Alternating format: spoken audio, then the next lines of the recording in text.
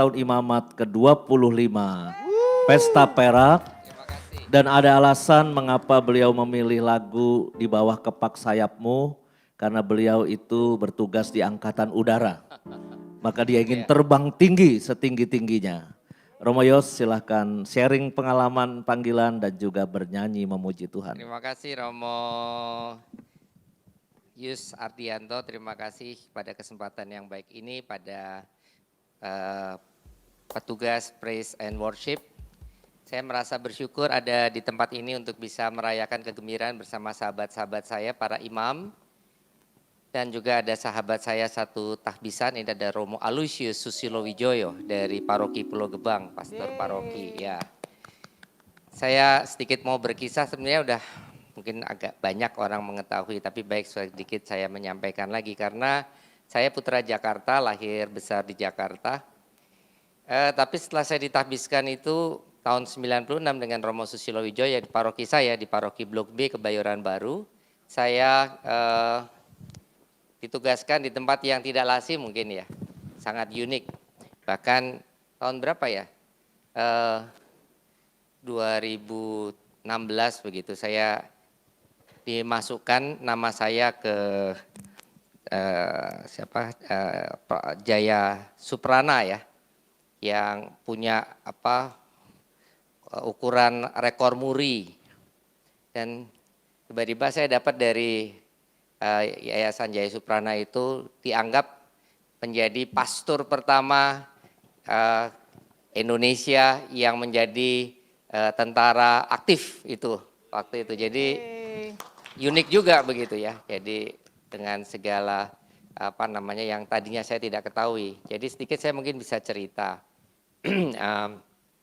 Tahun 96 itu saya ditugaskan oleh Bapak Uskup Jakarta, Bapak Julius Kardinal Darmoatmojo, selaku Uskup Agung Jakarta, tetapi beliau ini sebetulnya menjadi Uskup umat Katolik di lingkungan TNI Polri. Ini bahasa yang dihaluskan oleh kita di Indonesia, karena sebetulnya sedikit saya cerita sedikit saja. Keuskupan TNI Polri ini sebetulnya sudah ada sejak bula atau surat keputusan dari Tahta Suci Vatikan disampaikan kepada Uskup Pribumi pertama Albertus Sugio Pranoto, ya Monsinyur Sugio Pranoto yang pada saat itu menjadi uskup di Vikariat Apostolik di Administrator Apostolik di Semarang sebelum menjadi Keuskupan Agung Semarang tahun 62 sekitar itu. Nah sebetulnya keuskupan ini, keuskupan ini, tetapi Vikariat Militer atau Ordinariatus Castrensis yang ada di Indonesia itu merupakan bagian dari Ordinariatus Castrensis dunia. Jadi ini karya kategorial, satu-satunya yang terdaftar, tercantum ada di dalam hukum kanonik Gereja Katolik. Beda misalnya dengan Praise and Worship, dengan karismatik, mungkin dengan kelompok buruh, dengan kelompok tani, dengan guru-guru. Mereka bisa memiliki kelompok kategorial. Katakanlah juga misalnya paroki mahasiswa. Tetapi tidak ada aturannya di dalam hukum kanonik gereja sejak tahun 1917. Jadi ini perlu dipahami oleh umat Katolik dan kita semua menyadari bahwa karya ini sebetulnya sudah berabad-abad, baru kemudian dipromulgasikan dan kemudian disuratkan secara kanonik dalam hukum kanonik gereja. Silahkan nanti yang kalau mau lihat-lihat hukum kanonik gereja di 200 sekian, ada nanti tulisan yang namanya apostolit privat keuskupan privat ya atau ordinariatus castrensis itu ya. Jadi ada.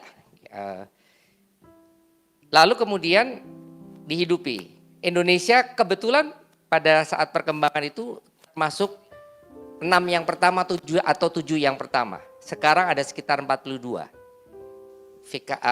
Ordinariatus Castrensis seluruh dunia dan Indonesia itu ada itu karena dari Vatikan, bukan karena dari TNI Polri ya. Sekarang kita kenal dulu ABRI atau sebelumnya Angkatan Perang Republik Indonesia itu yang waktu pertama itu. Dalam perjalanan sejarah ini menjadi suatu alasan sejarah atau tanggung jawab sejarah kita untuk menghidupkan sebetulnya ketika Ordinarius Castrensis Indonesia ini sebetulnya juga sudah masuk di dalam nomenklaturnya Kementerian Dalam Negeri, tetapi belum secara de jure. De facto-nya ada, de jure-nya juga untuk Kementerian Dalam Negeri, tetapi untuk Angkatan Bersenjata Republik Indonesia sampai saat ini belum. Apakah perlu saya mengatakan setelah saya menjadi organik karena memang ditugaskan untuk itu, saya mengatakan ini sangat perlu dan perlu diperjuangkan, tetapi tidak mudah. Dalam ketidakmudahan itu, saya mau jujur ya, saya sebetulnya putus asa. Tapi saya pakai bahasanya Bapak Kardinal.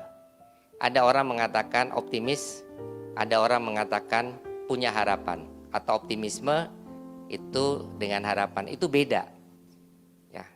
Syukur kita punya iman, kita punya harapan. Beda dengan optimis.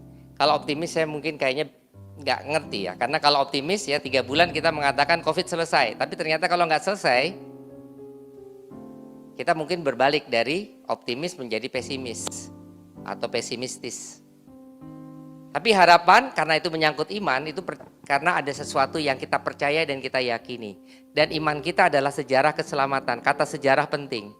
Sejarah keselamatan Allah di tengah umatnya. Maka saya cuma mengandalkan dalam imamat saya itu. Karena imamat itu sebetulnya bukan jalan naik ke atas sebagaimana tentara punya pangkat, punya kedudukan gitu ya. Jalan imamat itu sebetulnya jalan turun ke bawah.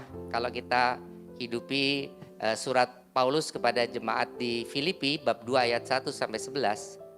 Kita tahu bahwa ada kenosis di sana.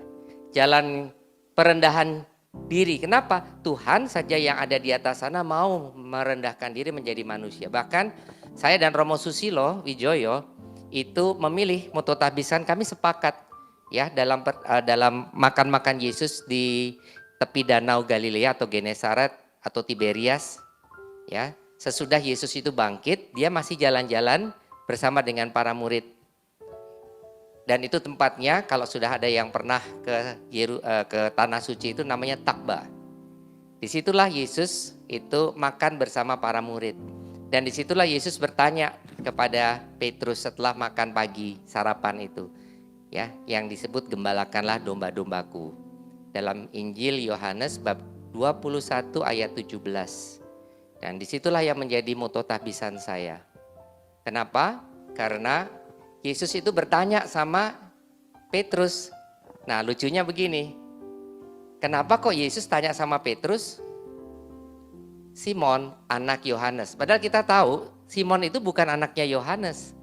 Simon itu anaknya Yunus. Bisa dilihat dalam Injil Matius bab 19 ayat 16. Injil Matius bab 6 ayat 16 ayat 19. Itu ada di situ.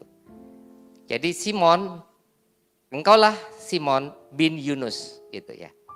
Jadi itulah sebetulnya nama bapaknya. Tetapi kenapa kok Tuhan Yesus mengatakan Simon anak Yohanes? Jadi pasti bukan bapaknya. Kenapa Yesus mengatakan Yohanes? Karena mau mengingatkan Petrus akan Yohanes Pembaptis yang mempertobatkan orang. Dan Yesus mau bicara sama Petrus yang belum bertobat. Kenapa? Menyangkal 3 kali Tuhan Yesus sebelum ayam berkokok. Maka Tuhan Yesus mendengar jawaban Petrus, ya Tuhan aku mengasihimu, gembalakanlah domba-dombaku. Itu sampai kali ketiga. Dan sampai kali ketiga Petrus itu menjadi sedih sekali. Tetapi sebenarnya Tuhan Yesus kemudian merendahkan hatinya. Nah disitulah kata merendahkan hati itu menjadi penting untuk menghidupi tahbisan imamat saya. Sekaligus juga artikan penugasan perutusan saya di tempat di angkatan bersenjata, lalu saya masuknya di angkatan udara. Dan disinilah kemudian saya mencoba untuk memaknai kenapa saya menyanyikan lagu Ku ingin selalu bagai Raja Wali.